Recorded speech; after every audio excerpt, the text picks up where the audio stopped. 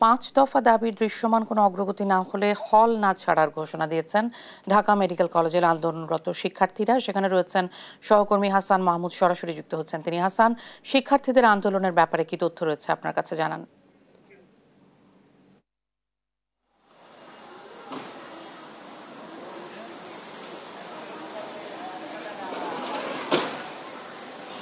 ইশিকা, আপনাকে ধন্যবাদ। গতকালকে ঢাকা মেডিকেল কলেজ কর্তৃপক্ষ যখন এই ঘোষণা দিয়েছে, এরপরেই কিন্তু দুই পক্ষের মধ্যে একটি দ্বন্দ্ব তৈরি হয়। দুই পক্ষই কিন্তু আলাদা আলাদা বিবৃতি দিয়েছে। আমরা দেখেছিলাম যে শিক্ষার্থীরা আলাদা বিবৃতি দিয়ে বলছেন যে তারা কোনো ক্রমেই হল ত্যাগ করবেন না, এবং সেটি কিন্তু একটা অচল অবস্থা তৈরি হয়েছে। এবং শিক্ষার্থীরা গত 1 মাস ধরেই কিন্তু ঢাকা মেডিকেল কলেজে তারা আন্দোলন করছিলেন এবং তারা ক্লাস বর্জনের মতো কর্মসূচি পালন করছিলেন।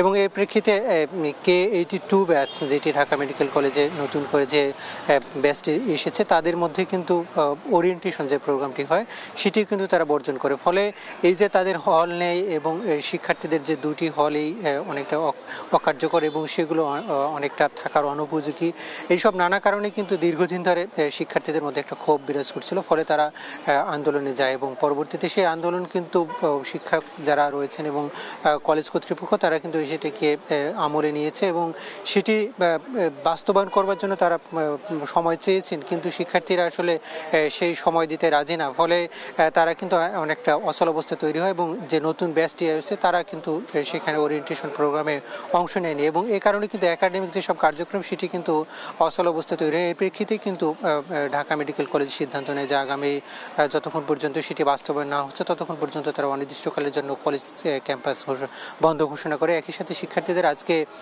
দুপুর 12টার মধ্যে হল ছাড়বার নির্দেশ দেওয়া হয়েছিল, যদিও সেটি প্রত্যাখ্যান করেছেন শিক্ষার্থীরা। এবং এই মুহূর্তে আমরা যেটি খবর পাচ্ছি যে ঢাকা মেডিকেল কলেজের শিক্ষার্থী প্রতিনিধি এবং অধ্যক্ষের মধ্যে একটি বৈঠক চলছে, সেটি হয়তো কিছুক্ষণ চলবে। আমরা এরপরেই হয়তো আমরা জানতে পারবো যে আসলে বিস্তারিত তারা কি বলছেন এবং সেসব বিষয় আসলে কত অগ্রগতি। এবং আমরা দীর্ঘদিন ধরে যেটি লক্ষ্য করছি যে ঢাকা মেডিকেলের যে কয়েকটি হল রয়েছে সেগুলো কিন্তু সবগুলোই মোটামুটি অকেজ অবস্থায় তৈরি হয়েছে এবং একটি হলকে ইতিমধ্যে কিন্তু গণপূর্ত অধিদপ্তর তারা কিন্তু সেটিকে মানে বন্ধ ঘোষণা করেছে এবং সেটি আসলে বসবাসের অনুপযোগী ঘোষণা করেছে। এবং যদিও সেখানে কয়েকজন শিক্ষার্থী ইতিমধ্যে অবস্থান করছেন, ফলে এই যে অচল অবস্থা সেটি কিন্তু আজকে হয়তো বৈঠকের পরে কতটুকু চালু হবে সেটি আমরা কিছুক্ষণ পরে আপনাকে জানাতে পারবো। হয়তো বৈঠকটা আর আধা ঘন্টার মধ্যে শেষ হবে। তো জেসিকা, এই ছিল আমার কাছে সবশেষ।